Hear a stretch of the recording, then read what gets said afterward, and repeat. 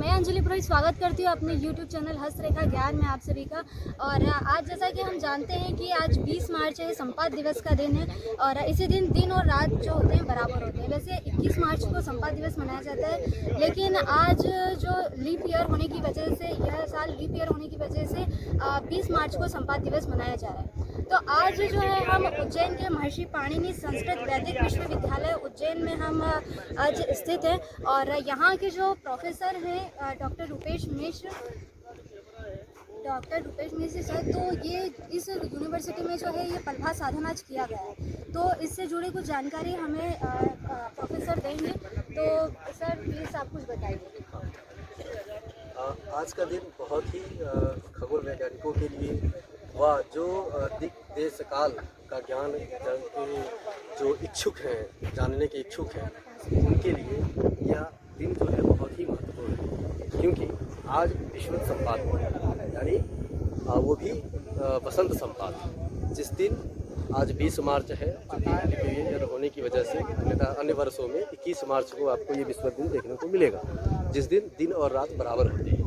तो वस्तुतः जो है वो दिन रात बराबर का ज्ञान हमें इस यंत्र के द्वारा पता लगता है, जिसे हम शंकु यंत्र कहते हैं, जिसमें आज के दिन मध्याह्न में यानी उस एक तो हमारा स्टैंडर्ड टाइम होता है 12 बजे का, किंतु तत्त स्थानों के अलग अलग मध्याह्न काल होते हैं, जो हमें उनके देशांतर संस्कार के द्वारा पता लगता है कि वो कितने अंतर के बाद हमको मध्याह्न होना है, उतना समय प्लस या माइनस करके। जैसे यहाँ हम विश्वविद्यालय में है, तो यहाँ का जो अंतर है वो स्टैंडर्ड टाइम से 27 मिनट बाद का है, यानी 12:27 पर यहाँ लोकल मध्याह्न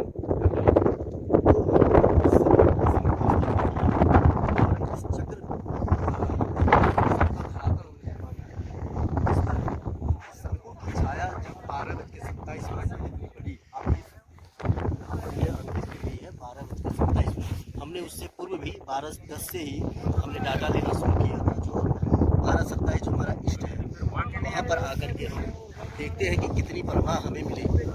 तो इससे हम ये भी देखते हैं कि सूर्य ठीक हमारे मध्य में है और वहाँ से ये दिनार्ध भी कहते हैं, सूर्योदय से लेकर के मध्याह्न और फिर मध्याह्न से लेकर के सूर्यास्त तक का समय। तो हम इसके द्वारा अक्षांश का भी ज्ञान कर सकते हैं कि कितने अक्षांश जो है वो उज्जैन का है, जिसके आधार पे ही हमने यहाँ पर ये शंकुस्थापन किया है। फिर जब हम दूसरे यंत्र की तरफ देखते हैं, जैसा कि अभी हमने देखा यूनिवर्सिटी के जो डॉक्टर रूपेश सर जो है उन्होंने इसके बारे में हमें कुछ जानकारी दी।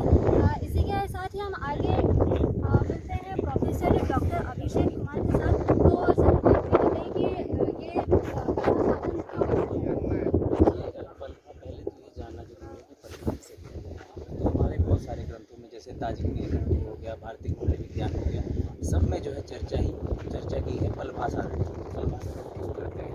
पहले पलभा की परिभाषा थी, जब मेष राशि के आदि में जब सूर्य जाते हो, मेषादि के सायन भाग सूर्य दिनार्थ जाभा पलभा भवेत्स, अर्थात जब जैसे आज संपात की बात की गई है, या 21 मार्च या 21 सितंबर या 23 सितंबर को जब दिन रात का जो अनुपात है वो बराबर होता है, तो उस समय जो दिन के मध्याह्न काल की जो छाया होती है शंकु की, द्वादश शंकु की, या फिर जैसे सर ने पहले बताया कि इसको ये मान करके, तो उसकी जो छाया होती है वो पलभा होती है।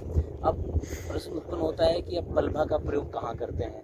तो पलभा का प्रयोग जब जिस स्थान का जैसे हम गणित करते हैं या फिर जन्मांक चक्र बनाते हैं, उस समय का जो है वो उदयमान ज्ञात करने के लिए हम चरखंड लेते हैं। तो चरखंड की विधि जो है पलभा से निकलती है।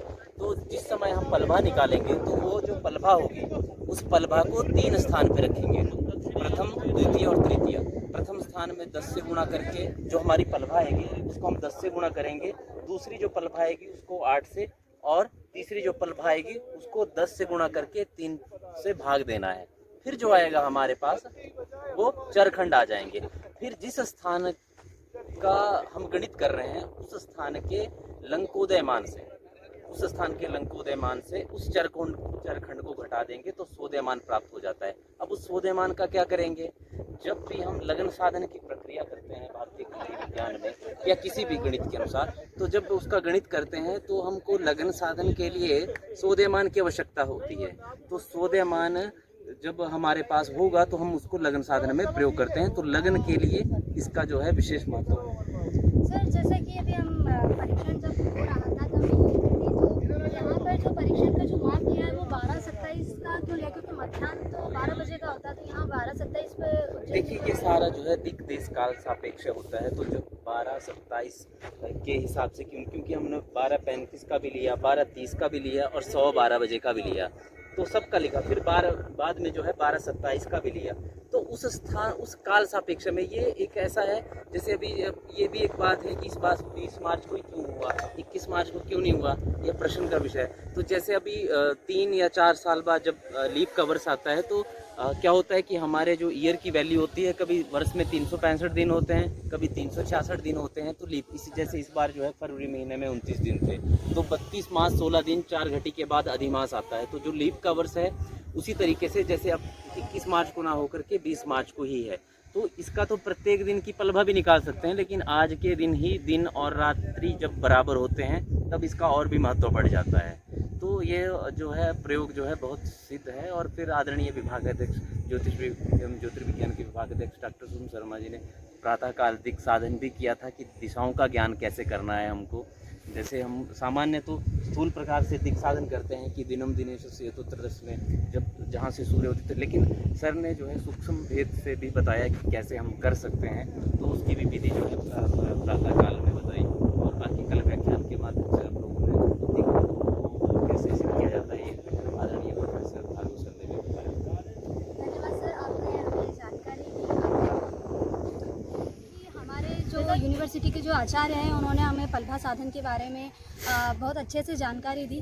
तो आपका बहुत बहुत धन्यवाद, आप मेरे यूट्यूब चैनल से जुड़े। अगर आपने सब्सक्राइब नहीं किया है तो प्लीज़ सब्सक्राइब कीजिए, बेल आइकन को प्रेस नहीं किया है तो प्लीज़ बेल आइकन को प्रेस कीजिए, लाइक कीजिए, शेयर कीजिए। बहुत बहुत धन्यवाद।